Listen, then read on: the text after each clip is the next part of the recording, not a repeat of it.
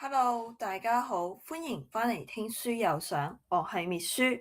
今日想同大家傾下一個好經典嘅品牌，佢就係無印良品 MUJI。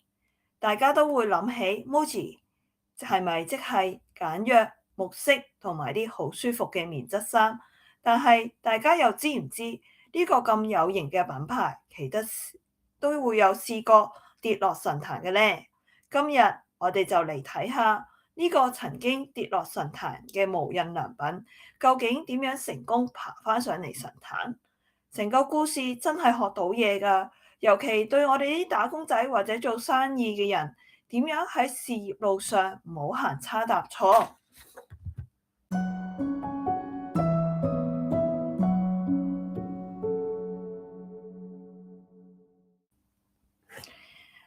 招致凋零嘅8個原因，講真啦，MUJI 嗰時真係衰咗好多嘢㗎。呢本書就總結咗8個主因，大家嚟聽下，會唔會覺得自己間公司度有呢個病先？第一，太成功，開始自大。MUJI 以前真係太好賣啦，就覺得做乜都啱晒，結果冇咗危機感，就好似你份工做得好順，就懶得去學新技能。一旦市場變咗，咪出事咯。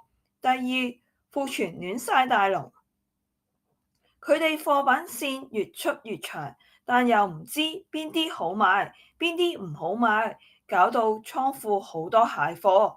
就好似你個雪櫃塞滿晒嘢，但全部都係過期實物，根本用唔着，咪浪費晒咯。第三，價格漂移。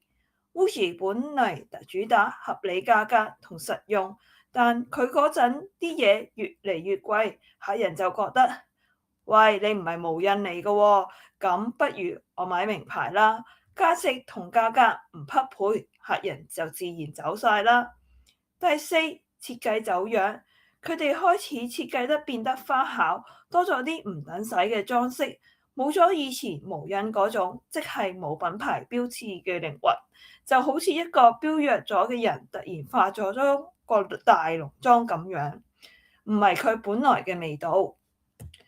第五，無視地區差異，買嘅嘢喺日本成功，唔等於喺香港或者歐洲成功，但佢就係好似以前咁樣一套打天下，就好似你買好厚嘅棉被嚟香港。天氣咁熱，香港係咪冇人買咯？咁佢點樣爬返上神壇啊？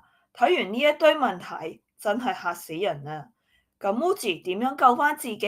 佢哋請咗一個好犀利嘅人嚟做改革。佢做咗幾樣關鍵嘅嘢。首先係情報共有，佢哋搞咗個系統，將全球分店嘅所有數據、庫存量、客人意見，全部放喺一個平台，大家隨時睇到。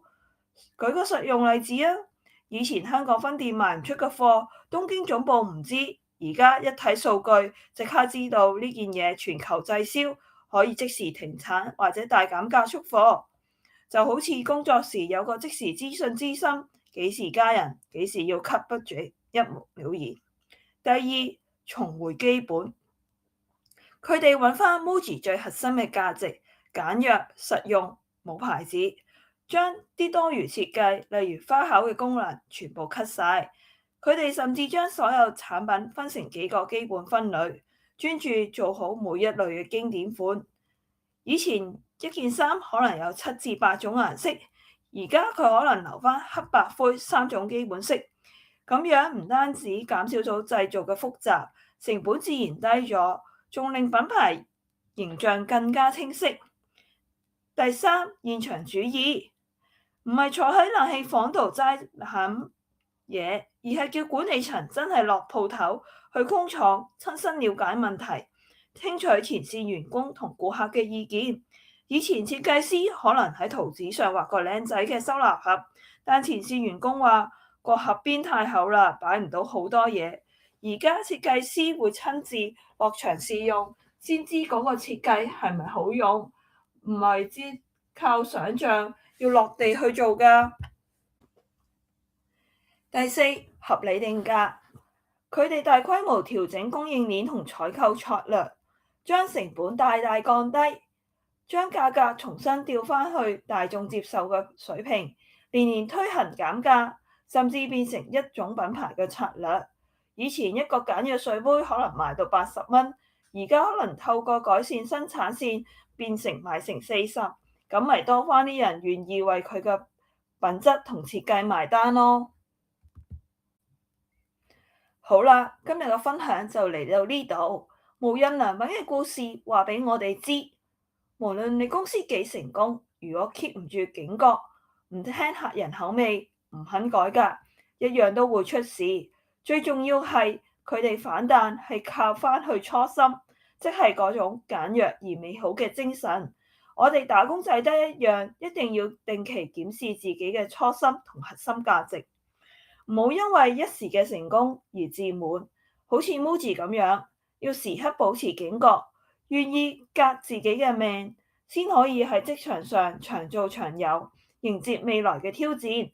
希望大家對呢個生動嘅無印良品故事入面有所啟發。如果你都覺得呢集聽書有想有用嘅話，記得訂閱，俾個 like 同埋 share 俾你身邊嘅朋友聽。你嘅支持係我哋繼續做好內容嘅最大動力。多謝大家收聽，我係滅書，我哋下集聽書友想再見啦。